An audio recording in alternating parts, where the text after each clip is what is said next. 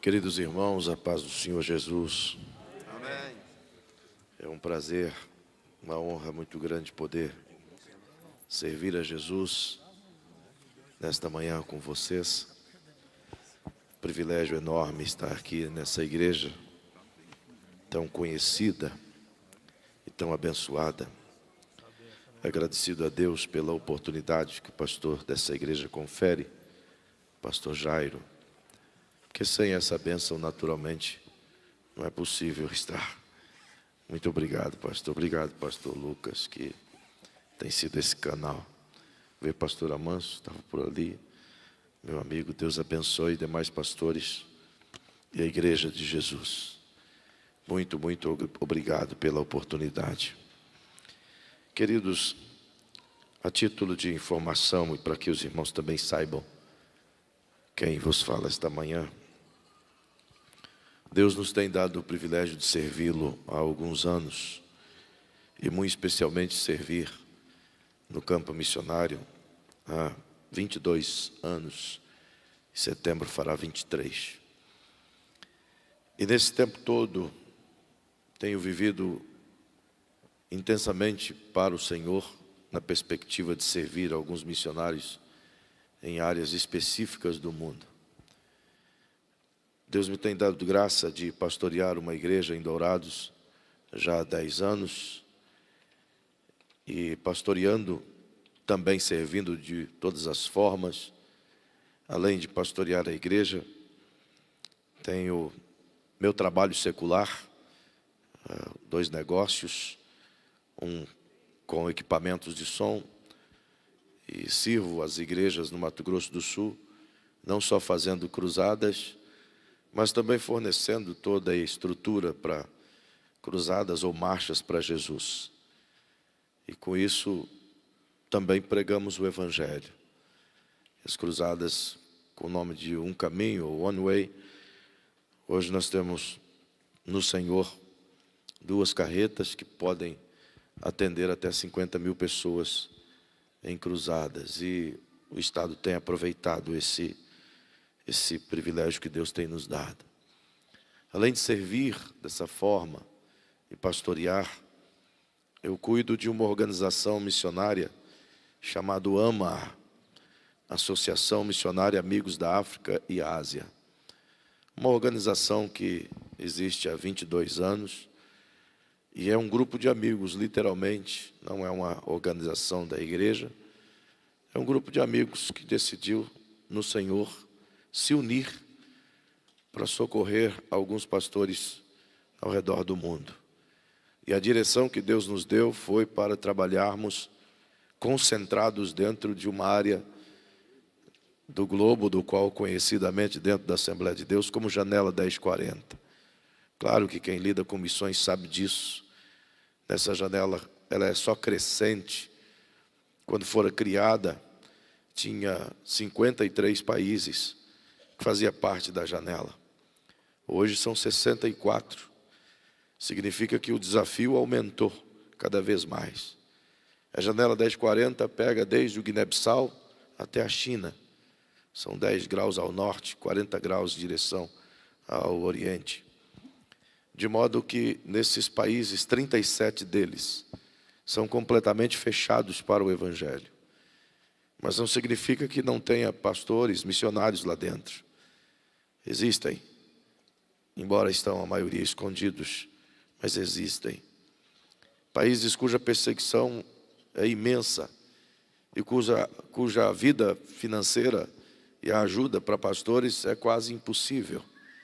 Então Deus nos uniu para isso, para ir a essas nações, levantar esses dados, conhecer pastores e promover ações aqui no Brasil, conectando igrejas, de modo que leve ajuda para esses líderes.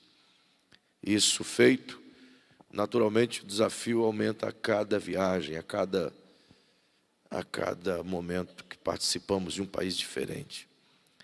E guiado pelo Espírito Santo, semanalmente eu recebo muitos e-mails, pedidos de socorro de pastores de vários lugares do mundo.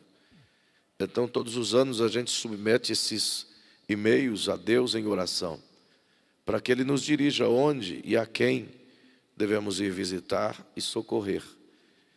E quando Ele define, planejamos as viagens. Então, normalmente eu fico 1 mês, 20 dias, 1 mês e meio, em um país, andando por ele, procurando pastores, identificando as necessidades, realmente conhecendo tal.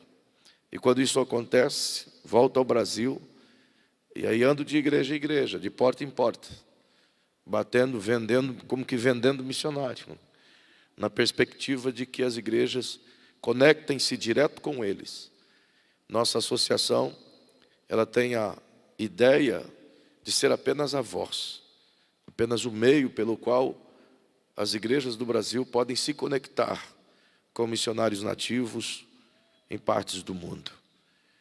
Hoje, com essa última viagem e agora com os conectados, somam 303 famílias de pastores em 15 nações. Nós temos gerido 4 grandes orfanatos: Burkina Faso, Moçambique, Índia e Camboja. Ao todo, 7 escolas, com 3.000 crianças inscritas e estudando todo dia. E tudo isso por causa de pessoas, de igrejas. E a gente não gere fundos, nós só conectamos igrejas. E Deus tem feito tanta coisa por meio da igreja brasileira. Às vezes, nós achamos que é pequeno o que fazemos mediante a grandeza do mundo.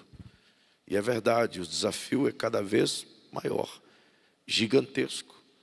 Mas quando paramos para observar o que Deus tem feito através da igreja brasileira no mundo, irmãos, é para glorificar o Senhor diariamente. Os desafios são grandes, mas a igreja brasileira está o enfrentando. Um país cuja moeda, para comprar $1, você precisa de R$5. E diga-se de passagem, para manter um missionário nativo, que é infinitamente mais barato do que manter um enviado, para enviar um missionário daqui do Brasil para qualquer país de África, por exemplo, você não vai conseguir fazer isso com menos de R$60 mil, colocando lá. E para mantê-lo, você não vai conseguir manter um missionário brasileiro em qualquer país de África com menos de R$5 mil por mês. Não dá conta, é impossível. Não é que eles gastam muito, porque não dá para viver como um africano vive. Entretanto, você consegue manter um pastor africano com dignidade, não dando uma ajuda para ele por mês.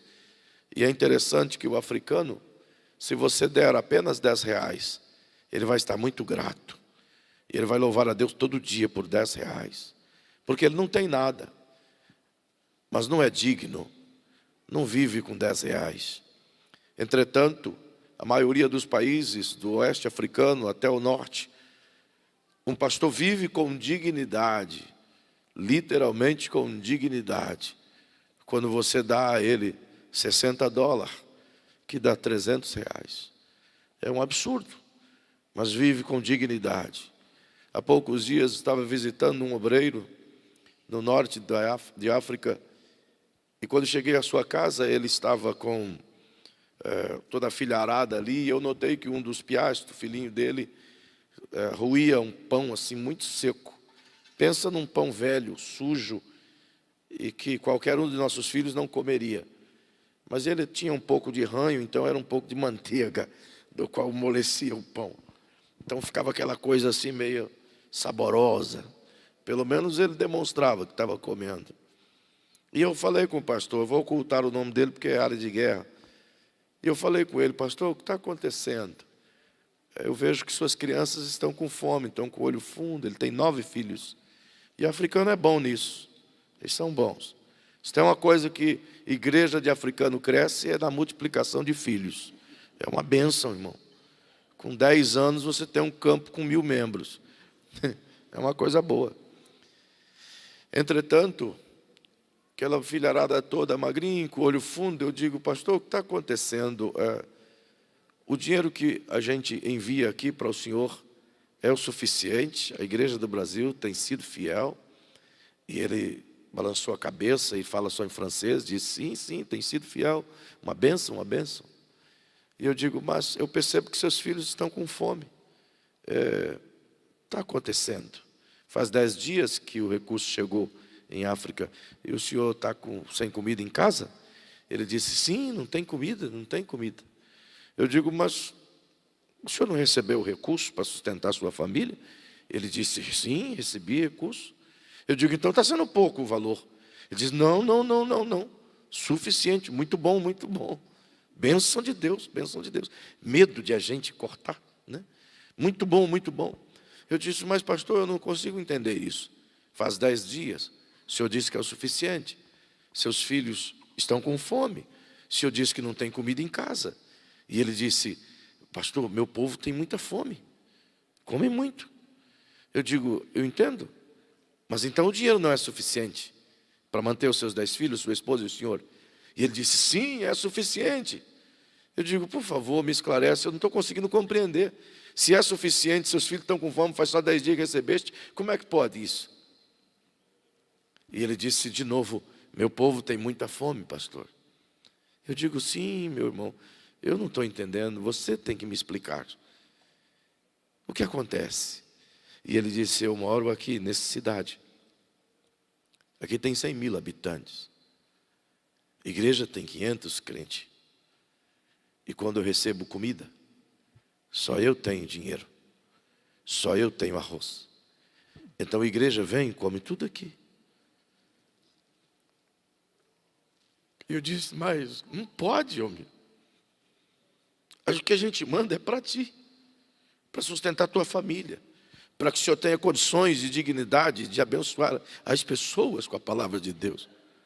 É para a sua família. Aí ele, então, colocou a mão esquerda no meu ombro assim e disse, pastor, and church and my family, a igreja é minha família. Não dá para eu ter comida e igreja não ter comida. Então eu recebo, compro tudo de arroz. Aí todo mundo come aqui. E quando acaba para mim, acaba para todos. Uau! Aí você entende o coração de um africano. Do nada, eles multiplicam com todos que estiver ali. Se você der uma marmita para um africano, ele vai dividir com quem está perto, 10, 12 pessoas, um bocadinho para cada um. Eu estava há pouco tempo em Bamako, em Mali, e fui comprar umas frutas para a gente, e tinha um garotinho perto do mercadinho assim, muito magrinho, e eu vi que ele estava com muita fome. Então, era a frutaria, eu fui lá e comprei um cacho de banana assim, bastante suculento, bonito. E tinha umas 20 bananas, eu acho. Aí dei para ele, saí e dei para ele. No que eu dei para ele, eu pensei comigo, ele vai correr para casa, vai comer feliz.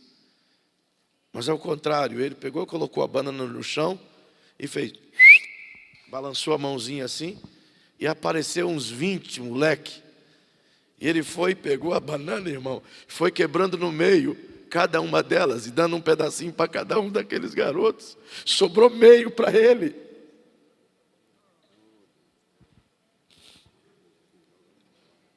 E a gente aqui no Brasil sabe o que, só o que vai para o lixo.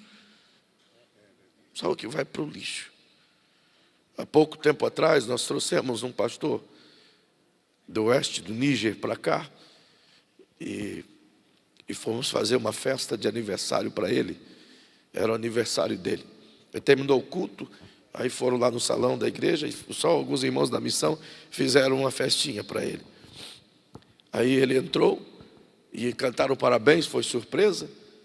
E ele olhou aquilo, surpreso assim, ele não fala português, mas muito surpreso. E aquela mesa tinha um bolo, tinha vários salgadinhos assim. E aí eu falei para ele, ó, isso tudo é para o senhor, para celebrar o teu aniversário. O senhor pode comer à vontade. Aí ele colocou as duas mãozinhas perto do bolo assim e começou a chorar. E disse para mim, eu não posso comer. Perdoe-me, mas eu não posso comer. Eu digo, por que não? É para ti, homem. E ele disse, minha família nunca vai experimentar isso, Então eu não posso comer aqui sem que eles tenham esse prazer lá. É um fato. Portanto, eu louvo a Deus, porque sustentar um pastor como esse não parece pesado para a igreja brasileira. Mas ela tem feito pouco, mas ela tem feito. A igreja brasileira tem conseguido entrar em lugares que você nem imagina, através de nativos, através de enviados. Então, nosso trabalho é fazer essa conexão. Para isso, eu preciso gerar renda, eu preciso trabalhar para poder nutrir. Porque como somos uma associação de amigos, nós entendemos que as igrejas conectam direto com os missionários. E mesmo que passe pela missão, o valor tem que chegar no missionário de forma integral. Então, para viajar, para custear, para ajudar pastores que estão viúvas, por exemplo, que perdem seus maridos, a gente tem que ter recurso extra. Para isso, nós somos, todos nós independentes, cada um tem seus negócios e promovem trabalho para isso.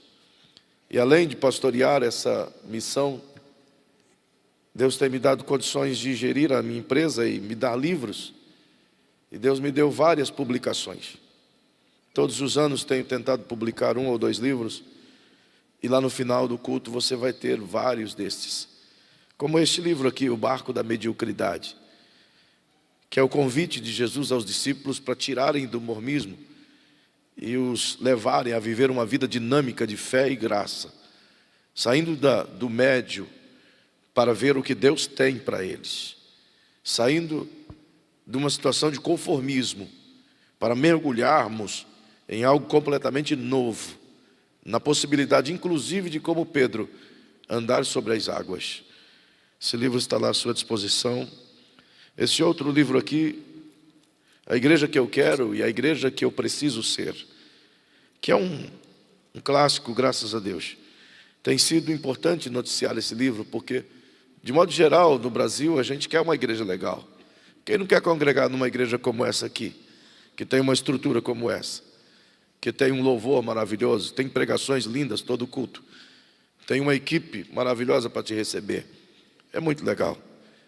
Mas mais importante do que querer estar numa igreja legal é a gente entender que tipo de igreja precisamos ser. A igreja que somos no bairro, lá no mercado, na farmácia, no ponto de ônibus, é a igreja de Jesus viva, caminhante, que transforma, que está presente nos lugares tristes, que está em todos os momentos quando as pessoas choram. É essa igreja que precisa entender o seu propósito em todos os lugares. É esse tipo de igreja que devemos ser. Esse outro livro aqui, Terra de Sorrisos, eu tento narrar aqui através de alguns personagens cujos nomes são figurados, várias viagens e vários acontecimentos em África. Terra de Sorrisos é justamente porque, se você viajar para a África de norte a sul, eu conheço 19 países africanos trabalhados intensamente dentro deles. E você vai perceber que é uma particularidade do africano. Ele está sem comer há 3, 4 dias, mas quando você chega perto dele, ele dá um sorrisão para você. Todo africano é assim. Eles riem o tempo todo. Já percebeu isso?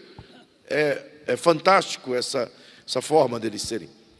E eu estava num país, norte do Mali, perto de Tumbuktu, e quando depois de um culto, de uma reunião como essa, num culto pela manhã, só que um pouquinho diferente, porque começa em torno de 8, 8h30, e termina 3h30, 4 horas da tarde. Então é um pouquinho diferente, bem diferente. Tu começa a pregar depois de 4 horas de louvor, de tambor, danças e tudo mais, assim. Você não vê nenhum africano sentado durante 4, 5 horas de louvor. Primeiro, porque não tem banco. Segundo, porque eles dançam mesmo. É maravilhoso, e a poeira sobe, a unção desce e mistura tudo aquilo e fica gostoso. Você não sabe se é língua estranha, se é glória a Deus, o que é, mas o certo é que você sente algo sobrenatural ali. E aí tu vai pregar, e tu começa a pregar, e tu se empolga, e prega 1h30, e quando termina de pregar, exausto, molhado de suor, então devolve a palavra, e o pastor vai olhar para você e disse: tem mais 2 horas, manda bala. Aí tu tem que pregar de novo, e é gostoso demais. Mas terminou esse culto, então eu vi um grupo de jovens ali sentado no sol, conversando alegremente, e eu me aproximei deles e perguntei, fiz uma pergunta tola, mas disse a eles: qual a razão desses muitos sorrisos bonitos? Então um dos moços, alto, magro, vestido de tuareg, ele levantou-se e disse assim: não são sorrisos, Senhor. Eu digo: como não é sorriso? Como não são sorrisos? Nessa aldeia eu não falo a língua deles, mas estava com o tradutor. E ele disse: não, não são sorrisos. Eu digo: esses dentes bonitos que você está mostrando aí. Ele disse: isso aqui é um meio que nós encontramos de disfarçar a nossa dor. Por isso que sorrimos. Quando ele disse isso, eu procurei saber. E fiz uma pesquisa em todos os lugares que pude passar de África. É natural deles disfarçarem o que sentem. Estão com fome? Sorrir. Perderam alguém? Sorrir. Estão apanhando? Eles sorrir. São pobres? Eles sorrir. Porque, como ele diz, todas as vezes que a gente ri, a gente esquece o que está nos matando. Isso é uma filosofia boa. Por isso, Terra de Sorrisos. Todos os nossos livros são da missão, todos eles. Você pode comprar pela loja da própria missão, lojaama.com.br. Eu quero compartilhar uma palavra de Deus ao seu coração esta manhã, e creio que o Espírito Santo tem algo a nos orientar. Ele sempre está aqui e nos dá esse privilégio diariamente.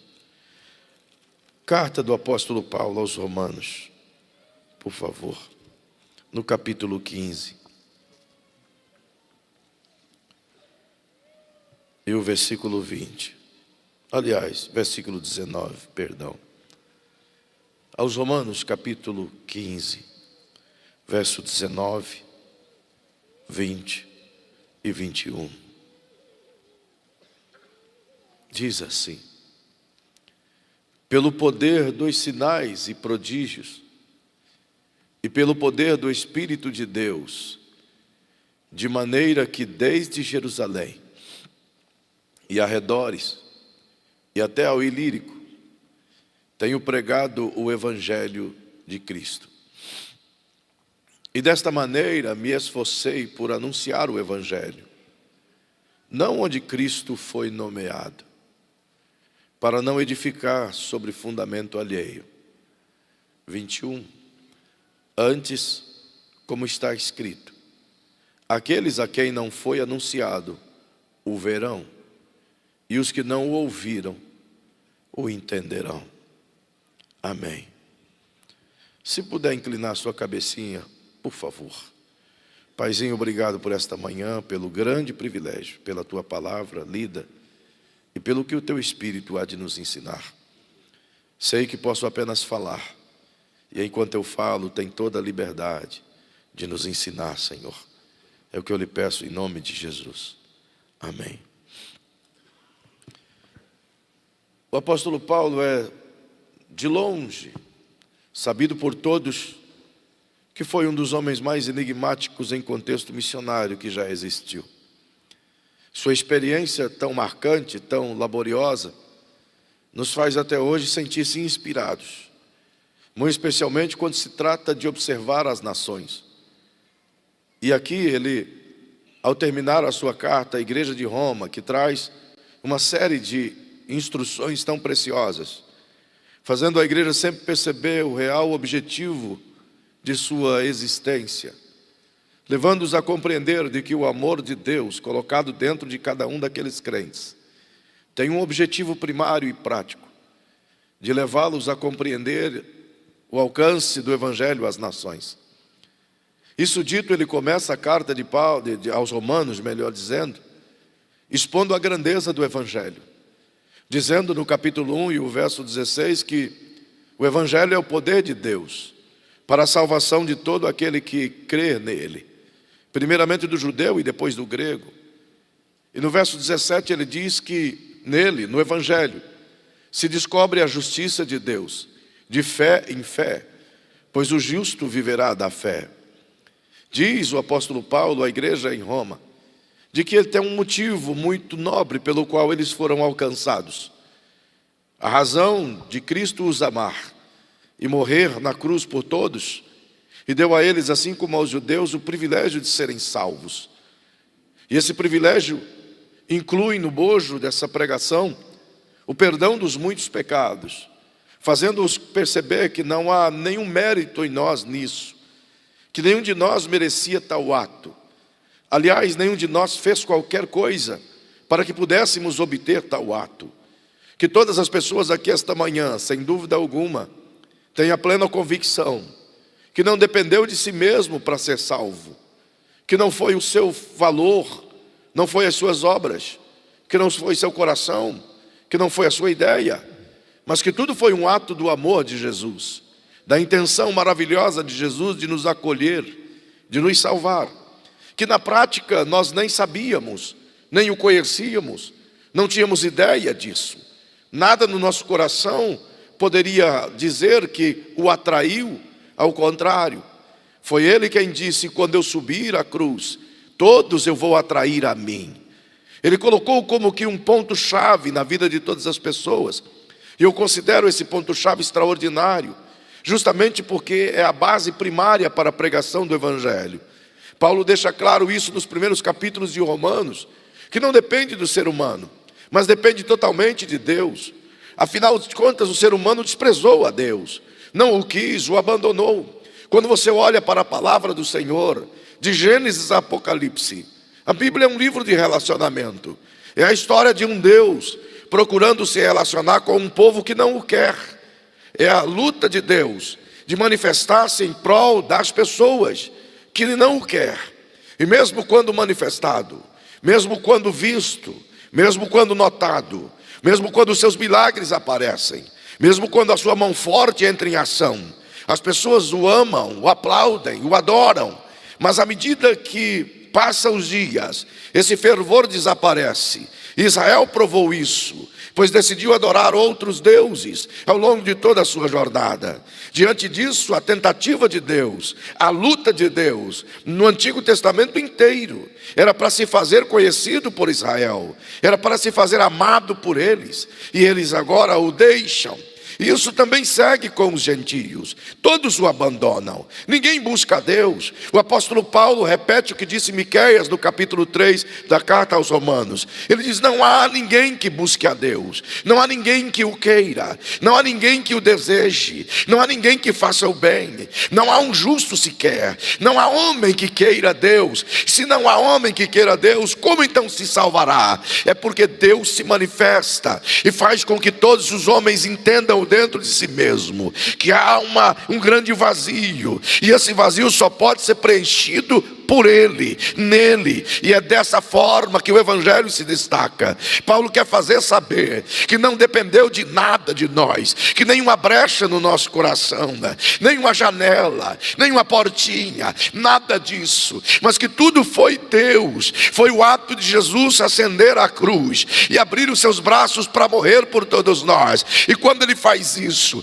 é como Ele acionasse um dispositivo dentro de nós, que fizesse com que, ao ouvir o seu nome, essa lembrança do Cristo pudesse vir em nós. É por isso que Mateus diz, repetindo a palavra de Isaías, lá no capítulo 12 do seu livro, e o versículo 21, ele diz que os gentios em seu nome esperarão. Coisa estranha dizer isso. Os gentios colocarão nele a sua esperança. Eles estão a dizer que todas as nações do mundo, de alguma forma, ainda esperam por Jesus. Como é que isso pode ser definido? Como é que isso pode ser entendido? Como é que isso pode ser comportado por Paulo nesse texto? Bem, ele quer dizer que há como que um sinal dentro de nós, dentro de cada ser humano, que a partir da vinda de Jesus na cruz e o derramar do Espírito Santo, Ele preparou isso em nós, para que ao som da sua voz, para que ao som do nome de Jesus,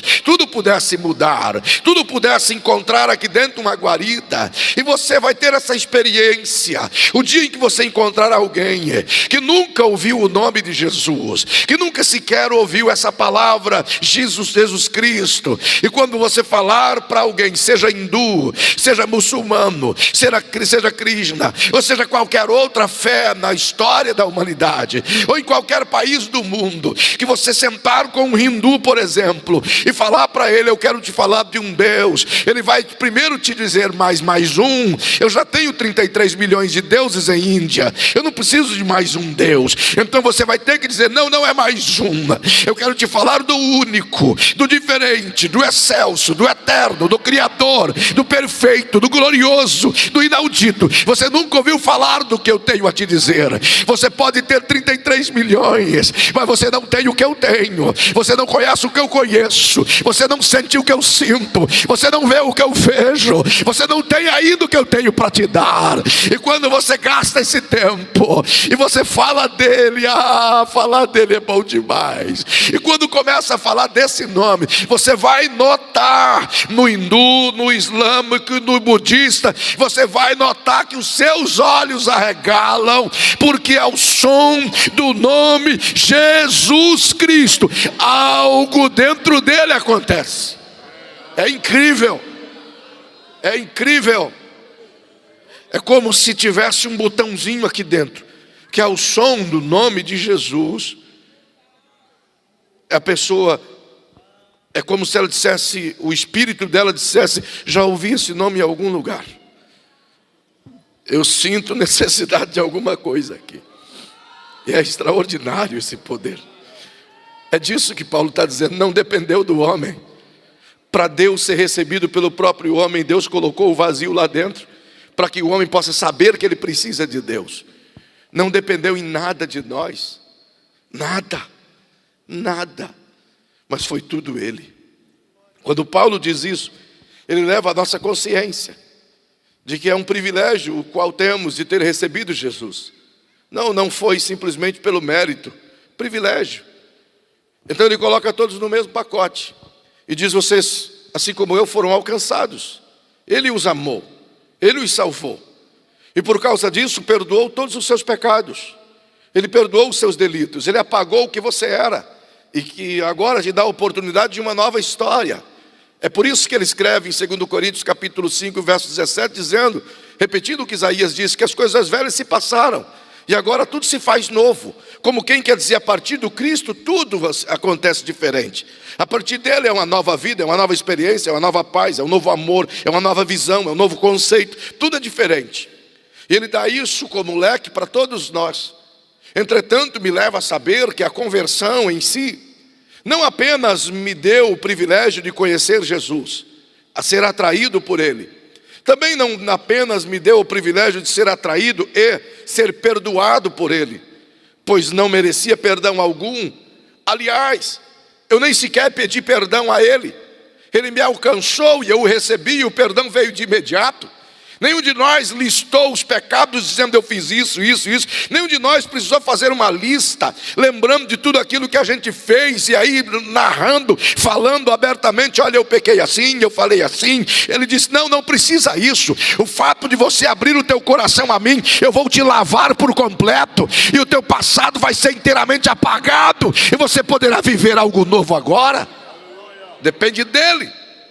Portanto, não só os pecados foram perdoados, mas ele diz: eu sei que tem uma natureza pecaminosa dentro de você, e você não vai conseguir viver sozinho.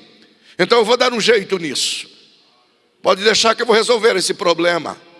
Eu vou colocar uma pessoa especial aí dentro. Não dá para você caminhar sozinho. Você precisa de um professor, você precisa de um instrutor, você precisa de um pai que te pegue pela mão, que caminhe com você. Então você não pode ficar com o teu coração vazio, porque casa vazia vai se encher de qualquer outra coisa. Então eu vou pedir para que o meu amado, meu amigo, meu Senhor, que o precioso Espírito Santo venha e faça morada dentro de você. E quando ele vir morar dentro de você, ele vai te ajudar a vencer o pecado, ele vai te ajudar a vencer da vida, ele vai te levantar, ele vai te ajudar nas quedas. Quando você cair, ele vai te tomar pela mão e vai te levantar. Quando você estiver perturbado, ele vai vir a você, vai te acalmar, ele vai encher teu teu coração de paz, Ele vai mudar você por dentro, Ele vai fazer de você um pequeno Cristo, e vocês vão se parecer comigo, disse Jesus. E Paulo me leva a entender que essa presença do Espírito Santo em mim é quem me propõe essa mudança. Então observe, encontrado por Jesus, perdoado por Jesus e agora habitado pelo Espírito Santo.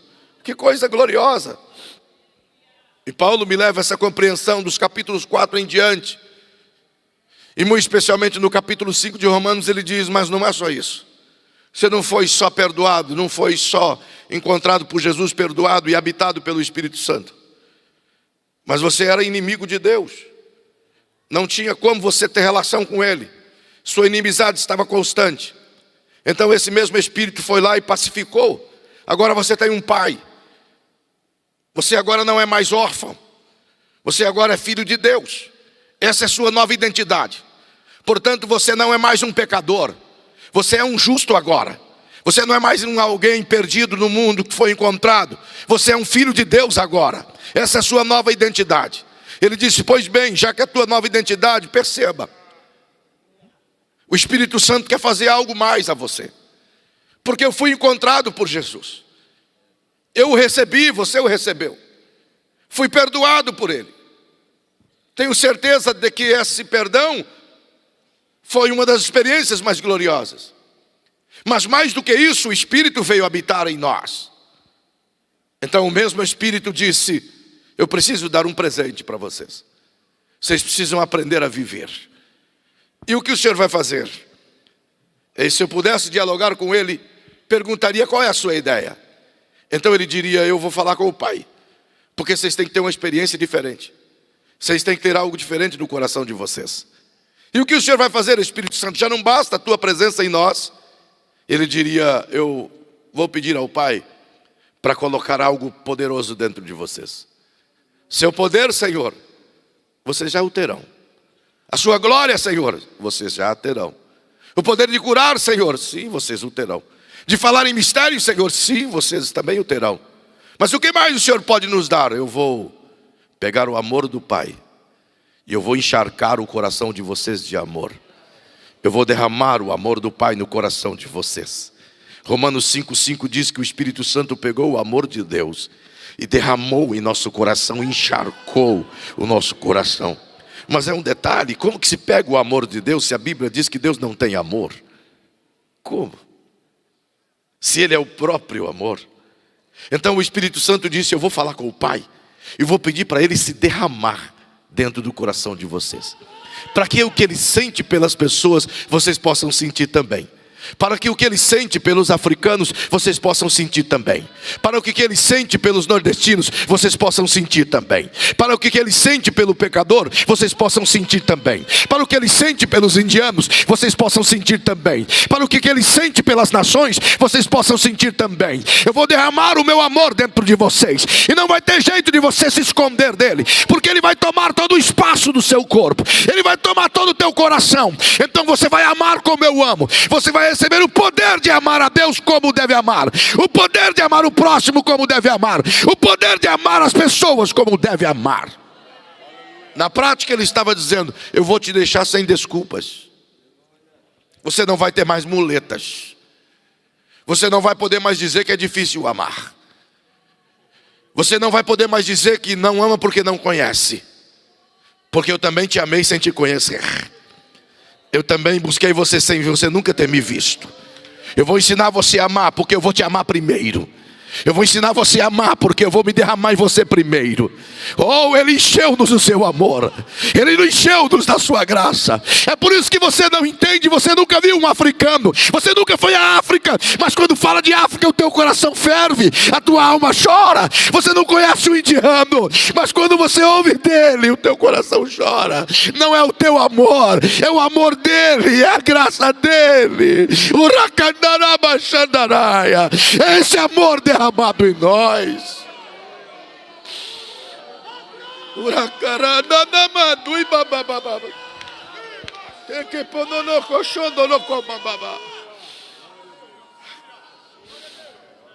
Oh, aleluia. Oh, Que amor! É esse amor. Para mim, mais importante do que o poder de curar, mais importante do que o poder de profetizar, mais importante do que o poder de fazer maravilhas, é o poder de amar. Se você for a alguns lugares de África, você vai ficar abismado, porque os bruxos curam, os bruxos ressuscitam. Você não acredita em coisas que esses olhos que está aqui diante de vós já viu. Eu estava há pouco tempo em Moçambique. Estava eu e um obreiro chamado Naisone. Quando nós, chegando perto da casa dele, tinha um volume de pessoas enorme, carros da polícia e repórteres. E a gente parou o carro e fomos nos aproximar para ver se era um acidente ou coisa parecida. Mas estava uma discussão ali. Um bruxo com um pastor, e o pastor estava sendo levado preso. E por quê? Você não vai acreditar, mas as filmagens mostram isso. O bruxo ia voando com a sua peneira. Eles literalmente sentam sobre uma peneira. E o diabo os eleva do chão e os transpõe por sobre as casas. Literalmente, você pode ver com os seus olhos, se você quiser. Só que ele foi passar em cima da casa errada.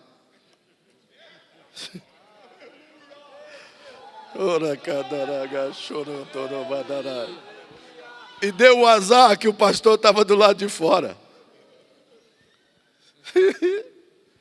E na reportagem, e o pastor simples, um homem já de idoso, simples.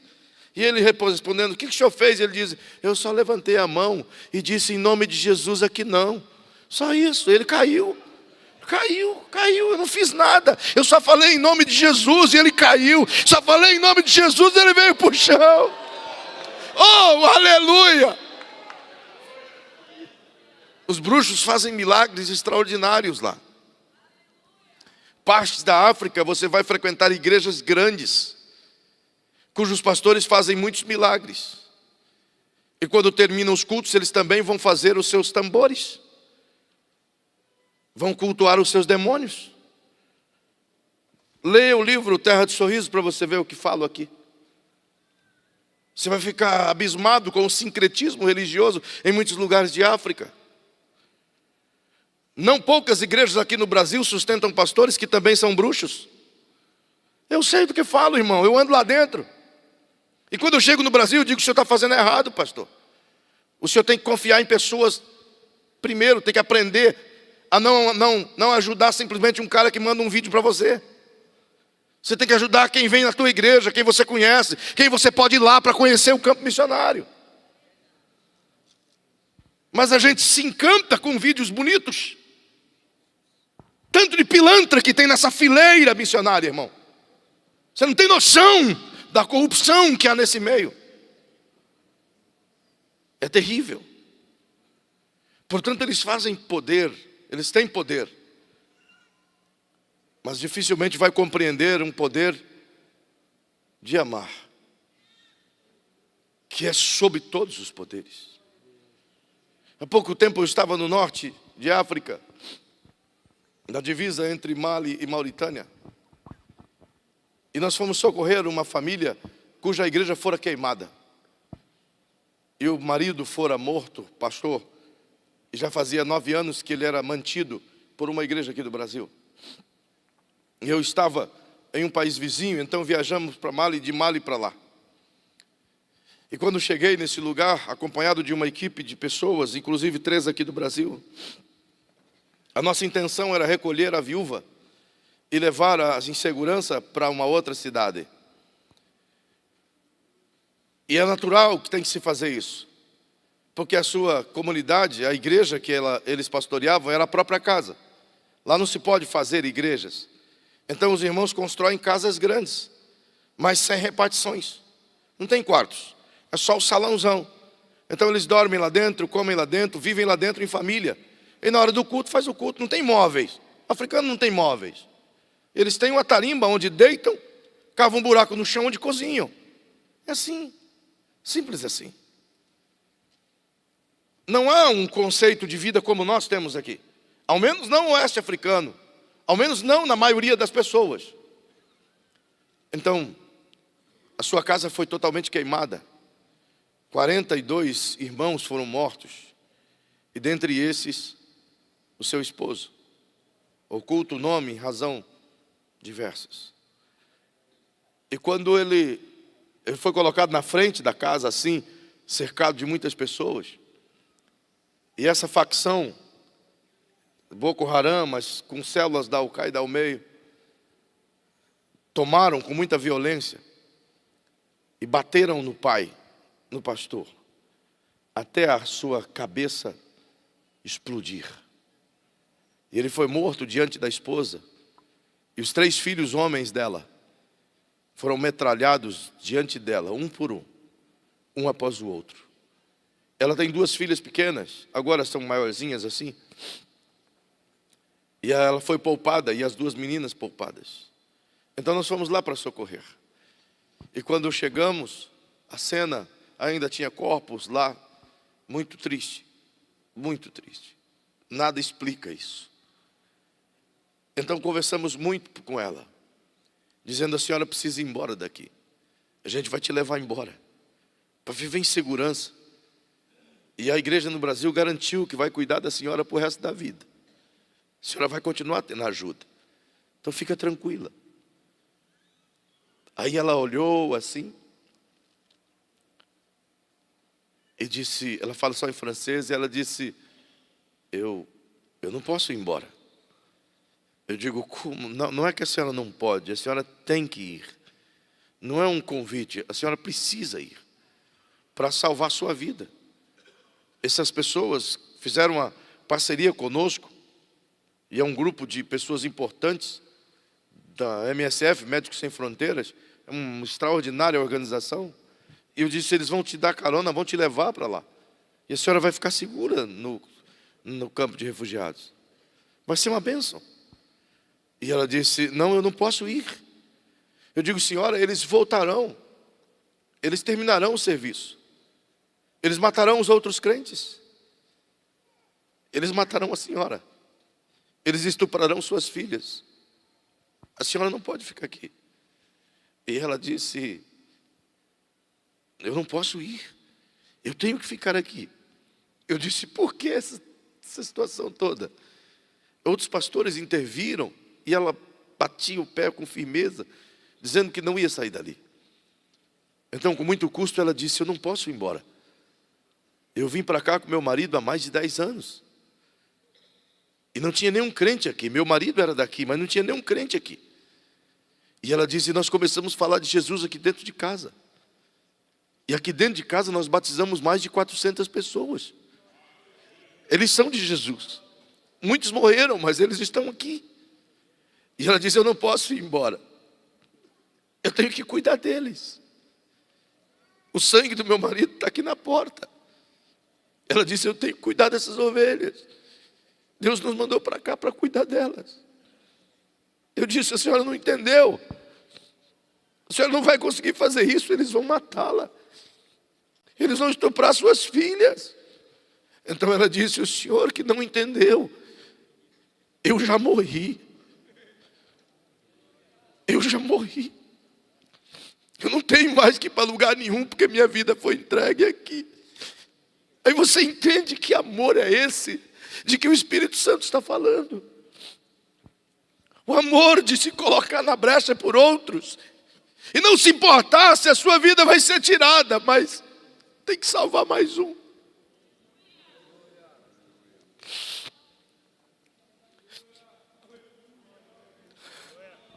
Aí você entende que amor é esse que foi plantado dentro de você. Em 2018, eu estava no Nepal, visitando alguns pastores, e subi uma montanha para visitar um pastor muito importante para a gente, na divisa com a China, bem fronteira, cerca de 40 metros da casa dele é a China. E chegamos lá em cima. Para subir as montanhas do Nepal é muito sacrifício. Você gasta 1 ou 2 dias subindo, depois 1 ou 2 dias descendo a pé. É muito difícil. Você contrata um jipe, você anda, que nem agora, nessa última viagem, faz 1 mês e meio que voltei de lá, você contrata um jipe para chegar, por exemplo, no Annapurna, 70 quilômetros, nós gastamos 9 horas, em 70 quilômetros. Aí para o jipe, deixou a gente numa pousada, no outro dia cedo você levanta de madrugada e sobe montanha, 2 dias subindo, carregando malas, até você chegar no vilarejo lá em cima. Aí quando chegamos na casa desse obreiro, a esposa dele estava nos aguardando, ele tem 7 filhos e tinha uma bebê de colo. E ela nos contou que ele não estava em casa, porque ele fora preso. E já fazia 1 ano que ele estava preso, nós não sabíamos. E eles não falaram nada, porque fica com medo de se prender, cortar a ajuda financeira, então eles ficam calados. Porque normalmente igrejas fazem assim. Se o obreiro não está mandando relatório, corta. Não procura saber o que está acontecendo. Corta. É algo sem misericórdia, corta. É triste isso no Brasil? É. É uma verdade? É uma verdade, irmão. Ao invés de procurar saber, manda alguém lá para ver. Não corta. É fácil, não tem contato com eles. Então, quando chegamos, eu fiquei abismado com aquela situação. E eu disse, mas onde ele está? Ele está em Ankara. Então, vamos correr para lá. Descemos a montanha e fomos a essa pequena cidade. 2 dias depois chegamos lá. E conseguimos falar com o comandante, com o guarda lá, com o chefe da prisão. E pagamos uma fiança de $500. E o chefe da prisão disse, com essa fiança aqui, eu garanto que ele fica vivo pelo menos 3 anos. Não garanto que ele saia, mas garanto que ele fica vivo. Está bem, ok. Mantenha ele vivo. Porque Deus vai tirá-lo daqui de alguma forma. Então fomos visitá-lo. E as prisões lá são muito diferentes daqui. Aqui é um hotel, perto das prisões lá. Um hotel, pastor Jairo. É uma coisa, eles fazem muros altos, aí colocam a cobertura de zinco assim. Não tem paredes. Não tem cama. Não tem a cozinha, não tem o conforto, não tem o banheiro. Eu estou falando de Nepal. E eu estou falando de um país que no verão é a média de 4 graus negativos. É neve o tempo todo nessa região. E muitos morrem ali congelados.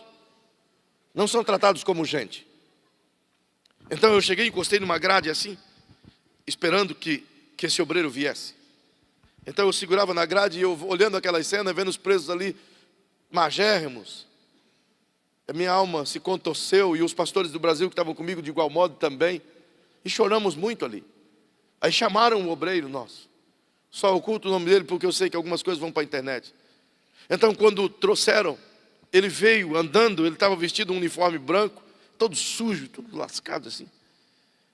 E ele veio faceiro, eles são pequenininhos assim. Bem homenzinhos mesmo. E ele veio faceiro, balançando os bracinhos assim. E é tão legal lá, porque você é um gigante perto deles. Eu já sou grandão. Imagine o cara grande. E ele veio balançando os bracinhos assim, sorrindo. Eu digo, é louco. E ele chegou e encostou em uma distância de uns 3 metros longe de nós, assim, numa outra grade. Não dava para chegar perto dele. E ele nos cumprimentou, sorrindo. E ele então, a primeira coisa que ele fez foi, por que o senhor está chorando? Ele fala no inglês, por que o senhor está chorando? Eu digo, eu tenho motivos para chorar. E ele diz, não, hoje não é motivo para chorar. Eu digo, claro que é, eu acabei de vir da sua casa. Nem sabia que o senhor estava preso. E a notícia que a gente soube aqui, é que o senhor foi preso pregando o evangelho pela 2ª vez. E a sua família está lá 1 ano sem te ver. A sua menina já tem 3 meses que nasceu. Quando você foi, a sua mulher estava grávida. Você não viu sua bebê ainda. Então tem motivo para chorar. E ele disse, hoje não. Hoje não. Eu digo, pelo menos tem uma notícia boa, nós pagamos a fiança. E quem sabe você saia logo daqui.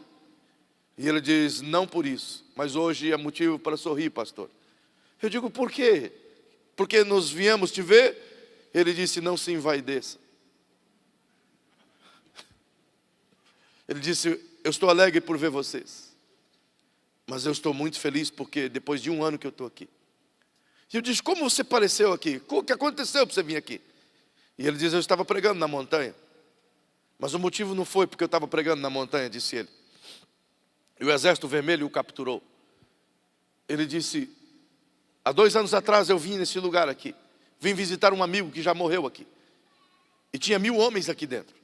Então eu subi de volta para casa muito triste, falando com Deus. Deus, tem 1000 homens lá dentro. Nunca ouviram teu nome. Nunca te conheceram. Quem vai falar de ti para eles, Senhor? E ele disse que enquanto subia a montanha, Deus bradou no ouvido dele e disse, então, quem vai falar de mim para eles? E ele disse, eis-me aqui, Senhor. Eu já prego nas montanhas. Abre a porta que eu vou lá falar de ti para eles. Aí ele disse assim, eu só não sabia que 1 semana depois eu seria preso. E fui trazido justamente para cá. E ele dizia, eu estou feliz. E eu digo, como assim? Você está feliz porque está preso aqui?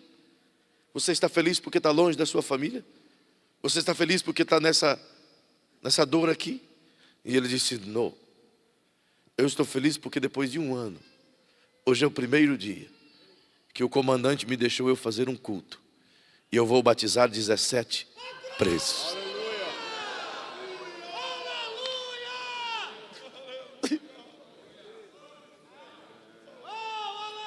Que amor é esse, cara? Que amor é esse? Aí eu disse, uau, que glória, vamos ver de longe. Ele disse, sim, vai poder ver de longe. Aí vimos de longe, 17 presos descendo, uma piscina assim, tipo de um tambor assim. E eles entram de cabeça para baixo, e eles tiram ele com os pés para fora assim. Só molha, enfim, taca ele lá dentro d'água assim e tira para fora. Uma água suja. Aí eu disse a ele, oh, glória a Deus. Logo, logo você vai sair daqui, pastor. E ele disse, não, o senhor não está entendendo. Não posso sair daqui agora não. Eu só posso sair daqui depois que eu discipular um e deixar um obreiro para cuidar dos que eu ganhei. Ele saiu em 2019 só. Mas deixou 32 batizados e um obreiro, segundo ele, para cuidar dos 32 batizados. Isso é extraordinário. Aí você pergunta, que amor é esse? E o Espírito Santo responde, foi eu que coloquei aí dentro. Eu derramei aí dentro de você o amor, eu encharquei você. Você não tem como fugir dele.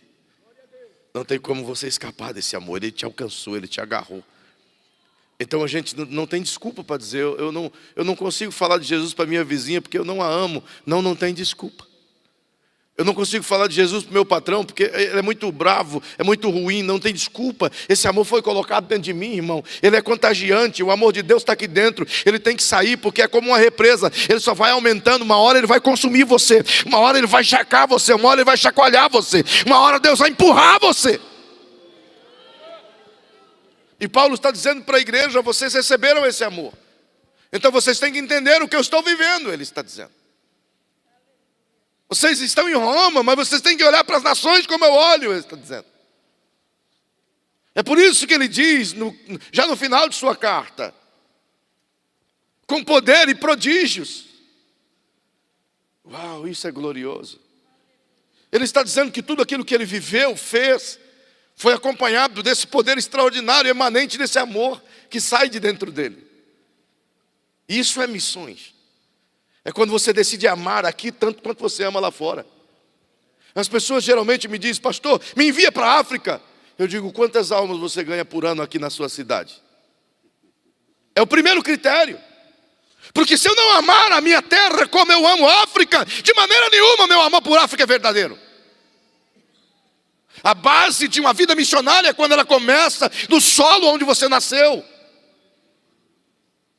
Do contrário, é só paixão momentânea que faz com que famílias inteiras cruzam fronteiras e vão para outras nações e ficam 1 ano, 2 anos e voltam e nunca mais fazem missões. Mas quando você vê um cara apaixonado aqui, que ganha alma todo dia, que está orando, que está buscando, que está querendo Deus, que tudo que ele quer, tudo que ele fala é de alma, tem um evangelismo, ele está lá, tem uma pregação, ele está lá, tem uma oração, ele está lá, o tempo todo a boca dele só fala de Jesus, o tempo todo ele só tem Jesus para falar. É justamente esse tipo de gente que tem aptidão para chegar lá fora. Que do contrário não aguenta a pressão, irmão. Aguenta não. Nesses 22 anos, o que eu já vi de missionários ir e voltar, não tem noção. E sinceramente para vocês, eu não perco mais tempo para mandar brasileiro não. Cansei.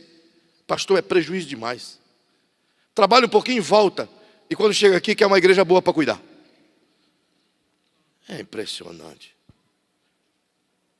Mas tem um monte de gente cuja paixão por almas é tão evidente dentro de si, e o que ele precisa é simplesmente de uma oportunidade. E certamente esses, mesmo que eu não envie, o Espírito Santo há de empurrar para lá. E é algo extraordinário que acontece. Paulo está dizendo à igreja em Roma: gente, vocês têm que conviver com o que eu convivo. E falando de poder é algo tão legal, porque a mesma medida em que os malignos se manifestam, Jesus também se manifesta. É a mesma medida. Nessa viagem ao Nepal, eu fui visitar uma senhora, chama Suki Maya. A gente já ajuda há muitos anos, mas eu nunca fui visitá-la. É muito difícil o acesso lá. É nessa região que falei agora, Dona Purna. É muito difícil chegar, irmão. Pensa um trem difícil. Eu tenho 50 anos, subi montanha, eu vou te contar para você. E eu não sou magrinho, irmão. Embora eu perdi 6 quilos lá e engordei 6 quilos em um mês aqui no Brasil. O Brasil é uma bênção. Todavia, fui visitar essa senhora porque eu precisava ver com os meus olhos. E a história dela é encantadora. Há 15 anos atrás, eu não a conhecia, mas o pastor que trabalha com a gente a conheceu e por meio dele a gente ajuda. Há 15 anos atrás ela sofreu um infarto fulminante. E descendo das montanhas tem uma tribo, eles chamam Sherpas. Eles carregam pesos para aqueles que fazem as escaladas no Everest. Então contrataram os Sherpas, eles colocaram ela em uma maca e desceram a montanha rapidinho, chegaram a uma cidade chamada Pokhara. E a internaram em um hospital à morte. Ela ficou em coma vários dias. E depois de vários dias em coma, não havia mais o que fazer, os médicos desenganaram a família, tanto que a família voltou para a montanha. Porque lá não tem esse ritual, entendeu, de chorar os mortos. Não há nem lugar para enterrar. Então, eles fazem por conta. E a família voltou para a montanha. E ela ficou em coma por vários dias. Mas aconteceu que naqueles dias em que ela estava naquele hospital de campanha em coma, havia uma expedição norueguesa que ia para o Annapurna fazer as escaladas. Mas enquanto eles estavam se ambientando em Pokhara, que é tipo como um acampamento base, eles andaram nas vilas, nos hospitais, nas escolas, falando de Jesus, espalhando o Evangelho. Mas lá é difícil, poucos falam inglês, é mais o Nepali. Mas essa comitiva, só no inglês, enfim. Mas foi nesse hospital, e foi de quarto em quarto, 2, 3 orando. E a enfermeira que cuidou dessa irmã esteve presente quando eles passaram no quarto onde ela estava, junto com outros, e lá oraram. E diz que tudo aconteceu no outro dia cedo. Ela acorda, sente tudo normal, a enfermeira acha estranho, e ela vai, chama os médicos, e os médicos analisam e dizem: como é que pode ser isso? Ela estava em coma e agora está bem? Aí fizeram os exames, estava perfeito, coração batendo normal, pressão perfeita, tudo normal. E o médico então pergunta: o que aconteceu aqui? E ela diz: eu não sei, eu estava em coma. Eu só lembro de uma coisa. A única coisa que eu me lembro de todo esse tempo que eu fiquei aqui é de uma frase. Que frase é? Eu não sei o que significa, mas eu só lembro que eu escutei isso muitas vezes. In Jesus' name. O que significa in Jesus' name? E a enfermeira diz: eu também não sei o que significa, mas teve um povo aqui de fora, os estrangeiros, que falaram um monte de vezes esse negócio, in Jesus' name. E os médicos disseram: então vai embora, está livre agora. E ela então subiu a montanha. Diz ela que quando chegou lá em cima, a família toda fez a festa, a alegria, são tibetanos, e reuniu todo mundo e tal, e ela foi contar o que aconteceu. Como que ela escapou da morte? E ela diz: olha, eu não sei, eu estava em coma, eu não via nada, eu só lembro de uma frase. No meu ouvido um negócio ficava gritando: in Jesus' name. In Jesus' name. O que significa in Jesus' name? Ela diz: não sei, eu só sei in Jesus' name. Então a família se alegrou, dorme todo mundo junto lá, a casinha dela é bem baixinha, você tem que abaixar assim para entrar, em um espaço, todo mundo dorme ali. Aí diz ela que era alta madrugada, todo mundo estava dormindo. De repente, Acendeu uma luz, mas lá não tem energia. Acendeu uma luz e ela viu que no meio da luz tinha alguém brilhante. E esse alguém veio andando entre as pessoas que estavam deitadas no chão, cuidando para não pisar nos que estavam deitados no chão. E chegou perto dela e ela ficou sem palavras, porque assustou com aquilo. E essa pessoa chegou perto dela e disse: "My name, Jesus."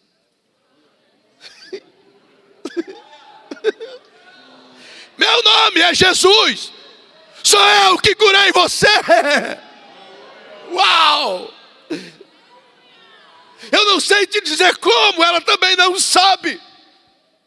Mas no outro dia cedo ela acordou a família toda e diz: "Eu sei o que aconteceu. Quem me curou veio aqui essa noite, o nome dele é Jesus. Ele me curou." Pasmem.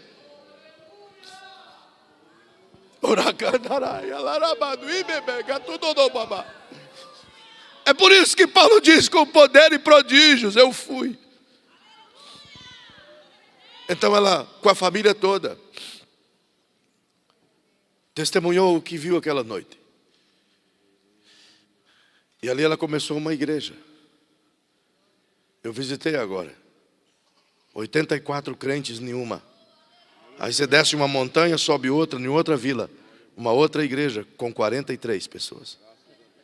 Então eu perguntei a ela: "Como a senhora prega? A senhora sabe ler?" Ela disse: "Não. Não tenho a menor ideia do que é ler." Eu disse: "Como é que a senhora fala de Jesus?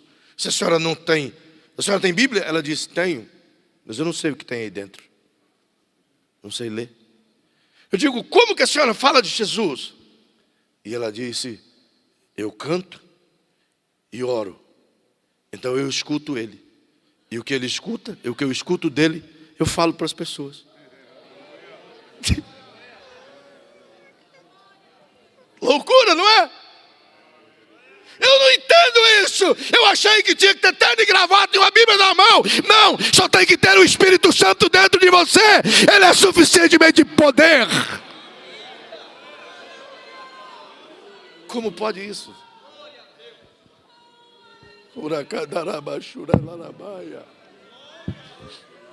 É o Evangelho. Paulo diz: "Você pode até não ir, mas ele vai. Eu vou pregar aonde ele não foi anunciado ainda. Eu vou anunciar o Evangelho aonde Cristo não é conhecido ainda."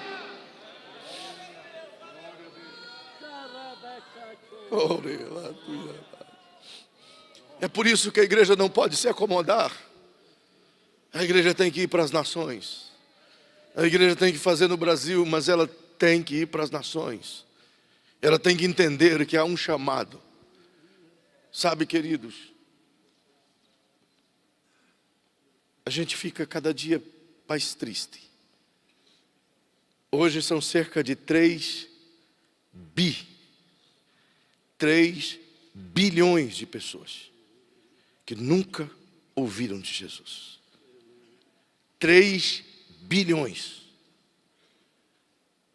Se você andar na Índia, como tive em Deus o privilégio de andar muitas vezes, a Índia tem 1 bilhão e 450 milhões de pessoas. Mais de 900 milhões de pessoas em Índia nunca ouviram esse nome, Jesus. Nunca. Nunca. Sabe o que é nunca? Se você for ao Laos, se você for à Birmânia, se você for à Mongólia, se você for no Quirguistão, Paquistão, Afeganistão, eu estive no Paquistão agora. Mais de 200 milhões de pessoas, pastores, nunca ouviram o nome dele. Nunca. Nunca. E ele quer se manifestar. Então nós reunimos um grupo de pessoas em Paquistão. Eu fui visitar alguns pastores que me mandaram pedido de socorro e de fato precisam de ajuda. Famílias trabalham o dia inteiro para ganhar $1 por dia, fazendo tijolos. $1 por dia. $1. A vida no Paquistão é uma miséria. Então fizemos um culto. E eu queria que eles conhecessem esse Jesus. Mas não dá para apenas apresentar uma boa mensagem sobre Jesus. O Evangelho tem que vir acompanhado de poder. Se o Evangelho não se manifestar, as pessoas não vão crer. Porque no caso do islâmico ele já tem Alá, com todas as suas muitas leis. Mas no hindi, ou no hindu, eles têm 33 milhões de deuses. A sua fé está pautada em 5 grandes deuses que são representações de Shiva. O Ganesh, que é um elefante. O deus macaco. A cobra, que é aquela serpente. A vaca e o rato. Se você vai em Índia, em Agra, por exemplo, você vai receber um certificado na entrada da cidade. E a imigração ali te dará um certificado onde você assina que você é responsável pela sua própria saúde. Você tem que assinar um termo. Por quê? Porque você vai andar nas proximidades do santuário. E você vai ter que, não pode levantar os pés do chão. Você tem que tirar as sandálias, os sapatos. Então você anda arrastando os pés assim. Por quê? Porque são trilhões de ratos e você pode pisar em um deles. São deuses. Aí você está no restaurante e o teu prato está aqui, eles estão andando na mesa e você não pode tocá-los. São adorados. Eles nunca ouviram dele. Eles só precisam ouvir esse nome. E quando esse nome se manifesta, o poder dele se manifesta. Nesse lugar em Paquistão, então fizemos um culto. E chamamos várias pessoas de rua. E ali cantamos e tal, e comecei a falar de Jesus. E lá eu precisava de 3 tradutores, porque são várias línguas. Então fala no inglês, aí o outro do inglês para o urdu, do urdu para outra etnia, da outra etnia para outra etnia. 1 hora de pregação, aqui no Brasil seria o suficiente lá, 15 minutos. É o que você tem que pregar para poder dar 1 hora. Então eu falei um pouquinho de Jesus. Eu disse que ele é poder em si mesmo. Eu disse que ele é diferente de todos os outros deuses que eles já ouviram falar. Porque esse você pode senti-lo dentro de si e manifestar o poder dele em si. Então as pessoas ficaram olhando assustadas. Aí tinha uma senhora com uma criança, uma garotinha, e ela estava com as mãozinhas assim, bem magrinha, as mãozinhas dela, de fininho, atrofiadinha assim. E ela, falando em urdu, ela disse que os bracinhos dela nasceu assim, que ela não podia mexer a mãozinha. Então tudo a mãe tinha que colocar na boquinha dela, tudo tinha que fazer. Os bracinhos dela não saíam, eram atrofiados aqui. E ela disse que ela acreditava nesse Senhor que eu estava falando. Que ela acreditava. Então eu digo, se a senhora acredita, nós vamos orar agora. E nós vamos pedir para ele vir sobre a tua filha. A senhora acredita que ele pode vir? Ela disse, eu acredito. Alá nunca veio. Mas se você disse que ele pode vir, então eu quero ver, e ele vai vir.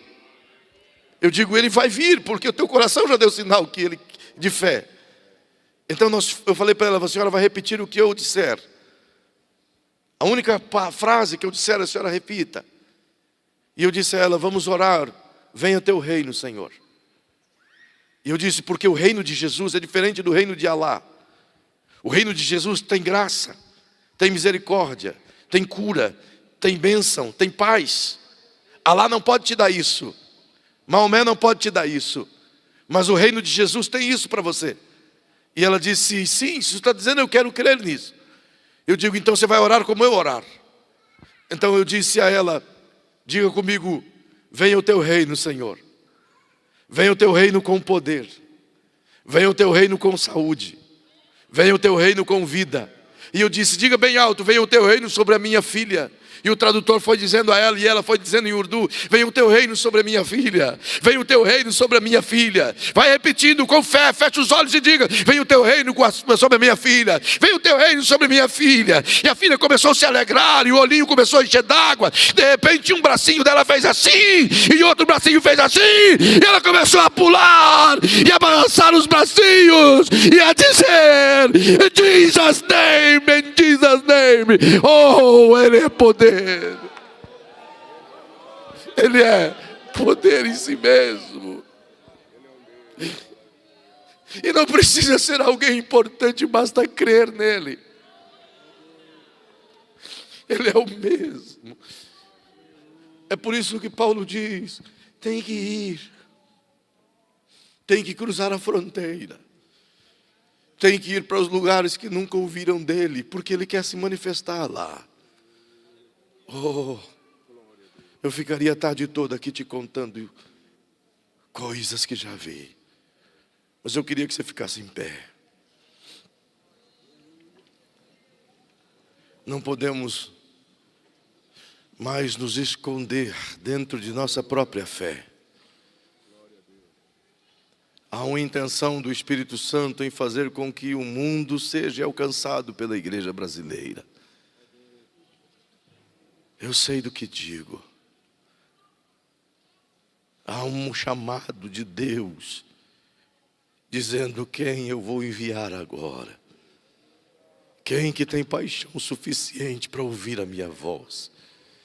Quem que tem uma convicção latente, que está disposto a ir, a romper fronteiras?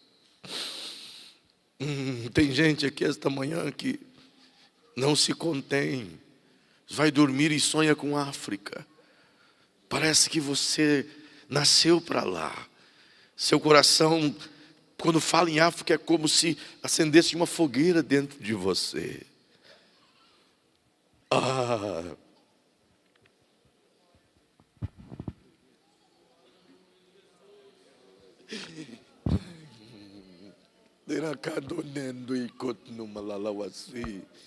O tempo é chegado, irmão. Não dá para esperar mais, não dá para esperar mais. Agora mesmo, durante esse culto, só esse tempo que estamos aqui, mais de 160 vidas desceram. Só dentro de Índia, mais de 160 vidas na média morreram sem Jesus. O que fazer? Se não dizer: Senhor, eis-me aqui. Eu quero orar por você esta manhã. Mas eu não quero orar pela tua vida de vitória, não. Eu quero orar para que o Espírito Santo te arranque daqui e te coloque em algum lugar desse mundo para falar do amor dele. Eu posso até estar cansado de enviar, mas ele não. Eu posso até não ter recurso para enviar, mas ele tem.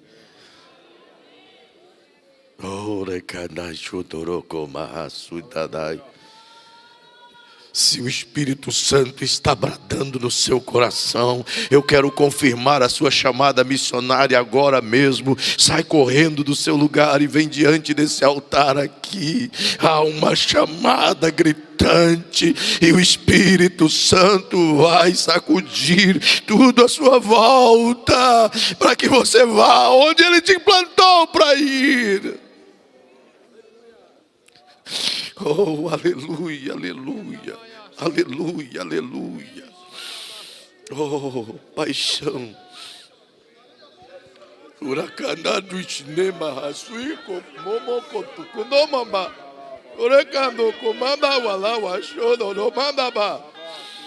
Orecanda gaiu managa turoma maraga shure kalaragai. Oh.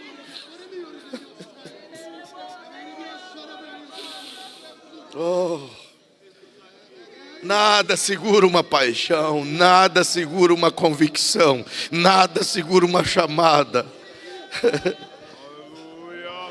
Eu vejo essa senhora aqui, deixa eu dar um exemplo pela senhora, só para a gente orar. Há 6 meses atrás eu estava num país chamado Senegal. E eu recebi um pedido de ajuda de uma missionária no Senegal. Então eu fui visitá-la. E ela mora numa cidade chamada Touba. E quando eu cheguei lá, eu fiquei assustado. Porque eu fazia ideia que era uma jovem senhora. Não, ela é uma senhora. Mais de 60 anos de idade. E há 11 anos, ela largou tudo no Brasil. Porque eu vi o Espírito Santo dizendo: eu te quero, até quando você vai resistir? E ela largou tudo no Brasil e foi para o Senegal. Ela está lá há 11 anos. E ela levou 9 anos para ganhar a primeira pessoa. 9 anos. Para ganhar o primeiro muçulmano para Jesus em Touba. Agora já são 26. 9 anos. E eu disse: o que há dentro da senhora? E ela disse: sabe, faz 11 anos que eu não vou ao Brasil. Ela disse: faz 11 anos que eu não vejo meus filhos. Faz 11 anos que eu não vejo meus netos. E eu digo: por que a senhora não vai? E ela disse: porque se eu for, eu não poderei voltar. E há uma paixão aqui dentro que me impede de deixar. Eu tenho que ganhar mais alguém. Ninguém entende uma paixão. Ninguém entende um chamado. Ninguém entende, ninguém explica porque queima aí dentro. Conversa com Jeremias, ele vai dizer: eu não sei explicar. Eu só sei que um fogo começa queimando no meu intestino e vem queimando até a minha boca. Então eu tenho que falar, eu tenho que pregar, eu tenho que colocar para fora, porque senão esse fogo vai me incendiar. É isso que vocês estão sentindo, é essa paixão, é esse calor do Espírito, e ele vai mover. Oh, feche seus olhos.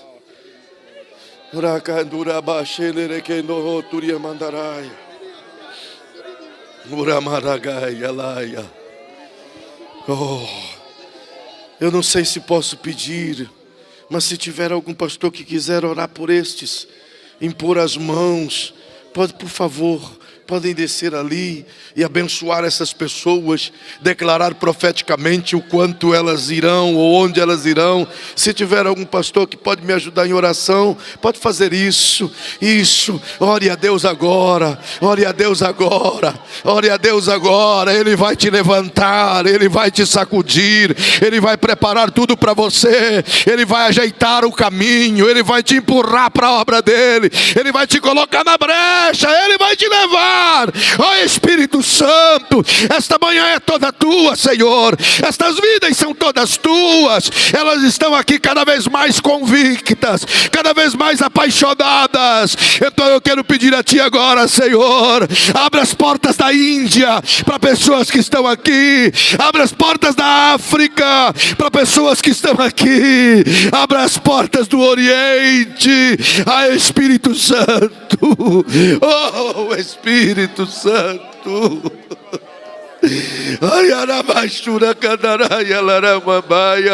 venha sobre eles, Senhor, venha sobre elas, que esse amor continue a ferver, que essa paixão continue a crescer, que essa convicção continue, Senhor, a ponto de dominar, a ponto de os arrancar da zona de conforto, a ponto de os sacudir o coração, a ponto de mexer com eles. Mexe com a família, mexe com as igrejas.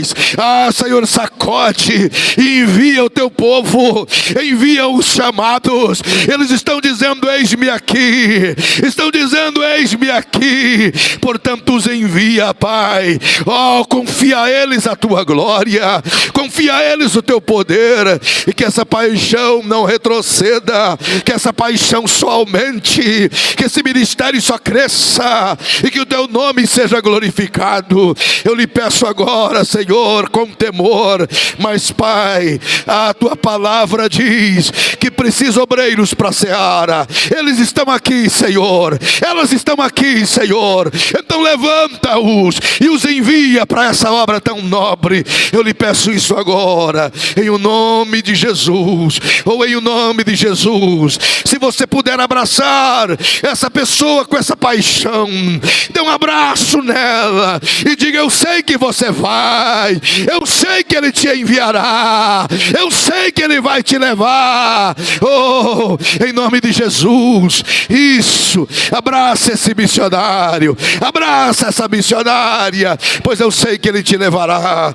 Deus te abençoe. Oh, aleluia, aleluia, aleluia, aleluia, aleluia, aleluia. Troque abraços com alguém que você puder. Dê um abraço nessa irmã e diga: eu sei que você vai, eu vou também, sim, irá. Oh, thank you very much.